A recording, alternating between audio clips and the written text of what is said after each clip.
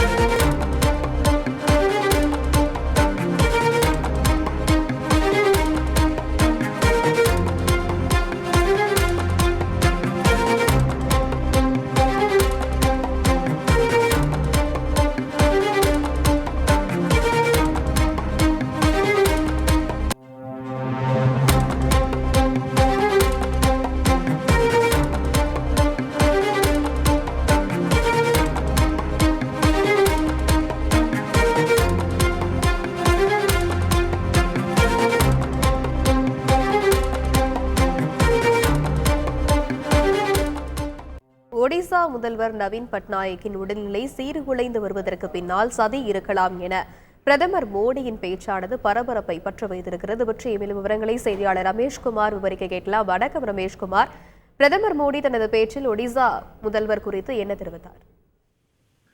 அதாவது ஒடிசா முதல்வர் நவீன் பட்நாயக் உடல்நிலை சீர்குலைந்து வருவதற்கு பின்னால் மிகப்பெரிய சதி இருக்கலாம் என்ற ஒரு சந்தேகம் இருப்பதாக பிரதமர் மோடி மிகப்பெரிய ஒரு சர்ச்சையை கிளப்பி இருக்கின்றார். ஒடிசாவில் தற்போது மக்களவை தேர்தலோடு சேர்த்து சட்டப்பேரவைக்கும் தேர்தல் நடைபெற்று வருகின்றது.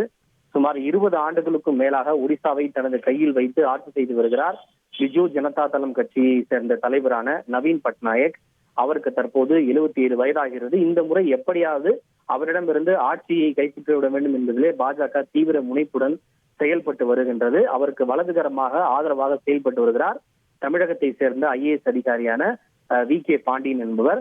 இந்த நிலையில்தான் ஒடிசாவில் உள்ள மயூர்பஞ்ச் பகுதியில் நடைபெற்ற தேர்தல் பிரச்சார பொதுக்கூட்டத்தில் பேசிய பிரதமர் மோடி நவீன் பட்நாயக்கின் உடல்நிலை குறித்த மிக முக்கியமான கவலைகளை மக்கள் முன்பு தான் தெரிவிக்க விரும்புவதாக குறிப்பிட்டார். அதாவது கடந்த ஆண்டிலிருந்தே நவீன் பட்நாயக்குடைய உடல்நிலை தொடர்ந்து சீர்குலைந்து வருவது அவருக்கு நெருக்கமானவர்கள் மற்றும் நலம் விரும்பிகள் மத்தியில் பெரிய கவலைகளை ஏற்படுத்தி இருப்பதாக குற்றம் சாட்டியுள்ள பிரதமர் அவரால் தன்னால் எந்த வேலையுமே செய்ய முடியவில்லை என்று அவர்கள் கவலைப்படுவதாகவும் இதற்கு பின்னால் ஒரு மிகப்பெரிய சதி இருக்கலாம் என்றும் அவர்கள் கவலைப்படுவதாகவும் ஒரு பொது சர்ச்சையை கிளப்பியிருக்கின்றார்.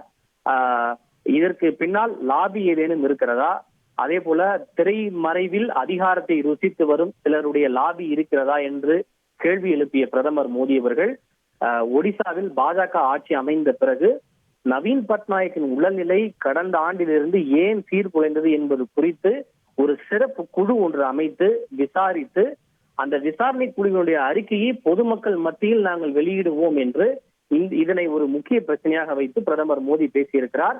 அவர் மறைமுகமாக குற்றம் சாட்ட வருவது VK பாண்டியனை தான் அவர் மறைமுகமாக குற்றம் சாட்ட விரும்புகிறார். நேற்றைக்கு கூட சில காட்சிகளை நாம் பார்த்திருக்க கூடும். பொதுக்கூட்டம் ஒன்றில் பேசிய நவீன் பட்நாயக் அந்த மைக் போடியத்தை பிடிக்க முடியாமல் அவருடைய கைகள் நடுங்கிக் கொண்டே இருந்தது.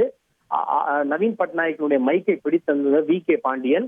இவருடைய கைகள் நடுங்குவதை பார்த்து அதை மற்றவர்கள் பார்க்காதவாறு அவர் அந்த கையை மறைத்தார். ஏற்கனவே உள்ளூர் பாஜகவினர் நவீன் பட்நாயக் உடல்நிலை சீர்குலைந்து வருவதற்கு VK பாண்டியன் தான் காரணம், நவீன் பட்நாயக்கை அவர் முழுவதுமாக தன்னுடைய கட்டுப்பாட்டில் வைத்திருக்கிறார் என்றெல்லாம் தொடர்ச்சியாக அவர்கள் குற்றச்சாட்டுகளை முன்வைத்து வருகின்றனர்.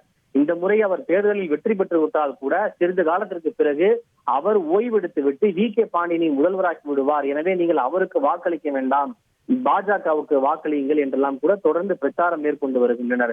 இந்த நிலையில்தான் நவீன் பட்நாயக்குடைய உடல்நிலை சீர்குலைந்து வருவதற்கு VK பாண்டியன் தான் காரணம் என்று பொருள்படுகின்ற வகையில் ஒரு குற்றச்சாட்டை பிரதமர் மோடி முன்வைத்திருக்கிறார். அதற்கு அவர் பயன்படுத்தக்கூடிய வார்த்தை என்பது திரைமறைவில் அதிகாரத்தை ருசித்து வரும் சிலருடைய லாபி இருக்கலாமோ என்கிற சந்தேகம் எழுவதாக அவர் குறிப்பிட்டிருக்கிறார். அவர் உடல்நிலை சீர்குலைவதற்கு என்ன காரணம் என்பதை சிறப்பு குழு அமைத்து விசாரித்து அந்த அறிக்கையை மக்கள் மத்தியில் வெளியிடுவோம் எனவும் பிரதமர் மோடி கூறியிருக்கிறார். ஏற்கனவே தெரியும், கடந்த 2 வாரங்களுக்கு முன்பு பூரி ஜெகநாதர் ஆலயத்தினுடைய ரத்ன பண்டார், அதாவது பொக்கிஷ அறையினுடைய களவு போன சாவி தமிழ்நாட்டில் இருப்பதாக வி.கே. பாண்டியனை மறைமுகமாக குறிப்பிட்டு விமர்சனம் செய்திருந்தார். இந்த நிலையில் பிரதமர் மோடி அவரது உடல்நிலை சீர்குலைவதற்கு யார் காரணம் என்ற கேள்வியை எழுப்பி புது சர்ச்சைகளை பிரதமர் மோடி எழுப்பியிருக்கிறார். விரிவான விவரங்களுக்கு நன்றி ரமேஷ்குமார். இப்போது புதிய அறிமுகம் ஆச்சி ஹோட்டல் சாம்பார் மற்றும் ஆச்சி இடிச்ச சாம்பார் 50 கிராம் ரூபாய் 20 மட்டுமே.